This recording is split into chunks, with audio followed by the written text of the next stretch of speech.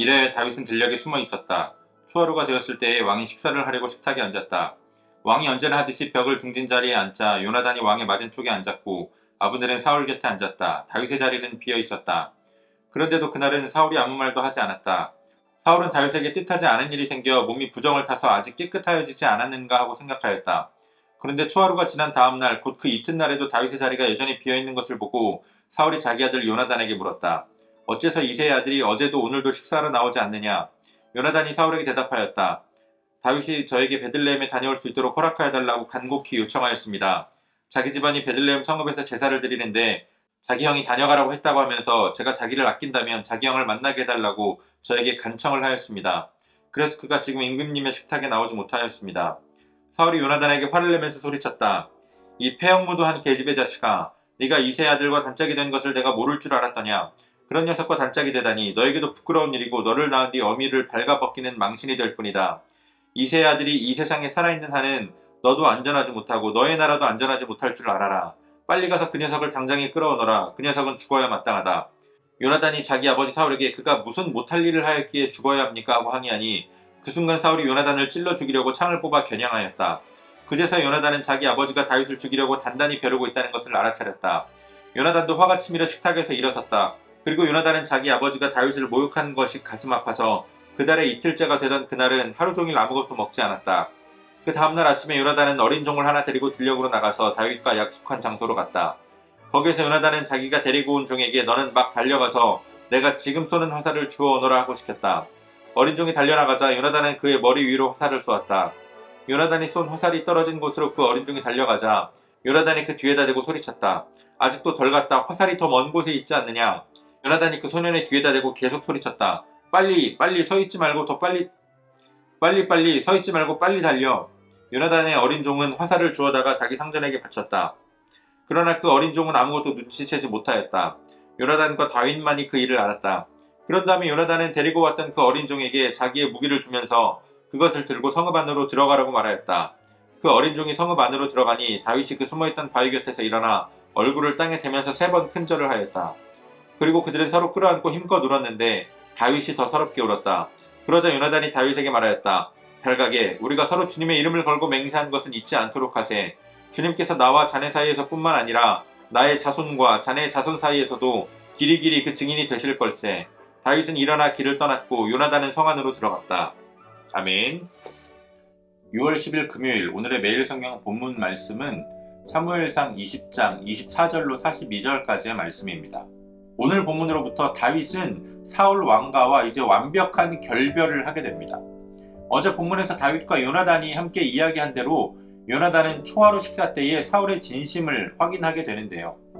사울은 이틀 연속으로 다윗의 자리가 비어있자 요나단에게 다윗의 행방을 물었습니다.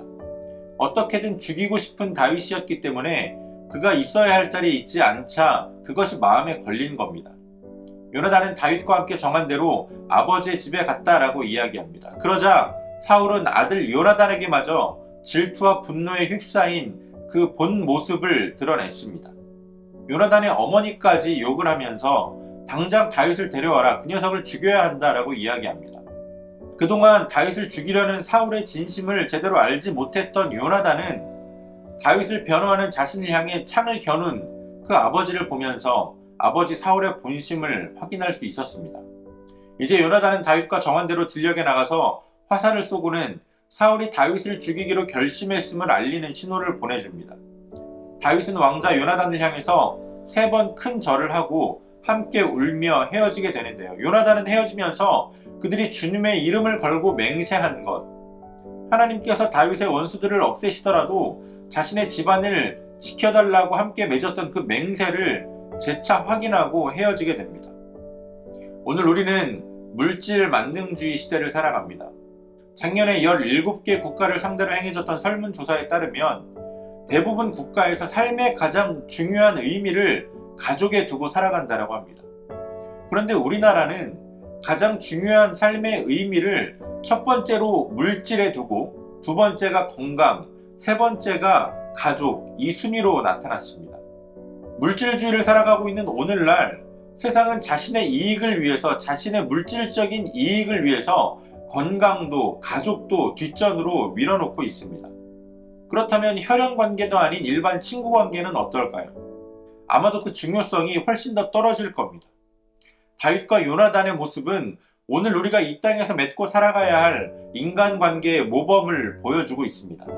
사울과 다윗, 또 요나단과 다윗의 관계를 비교해보면 오늘날 세상이 당연하게 받아들이는 인간관계의 원리와 또 그리스도인이 당연히 받아들여야 할 인간관계의 원리가 굉장히 상충되는 것을 볼 수 있습니다.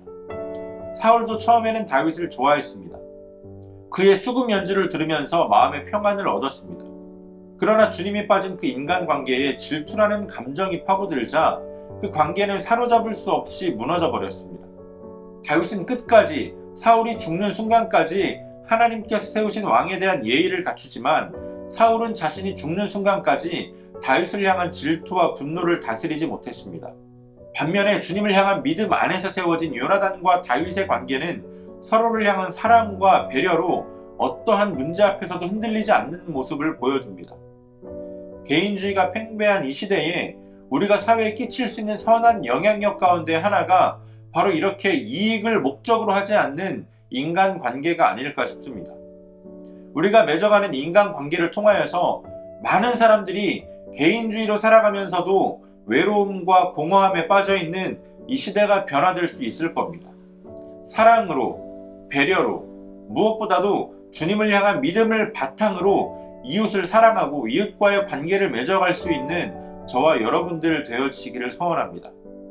오늘도 우리에게 주신 본문의 말씀을 몇 차례 더 읽으시면서 여러분들에게 개별적으로 깨닫게 하시는 하나님의 말씀을 묵상하시고 각자의 기도로 오늘의 묵상을 마치도록 하겠습니다.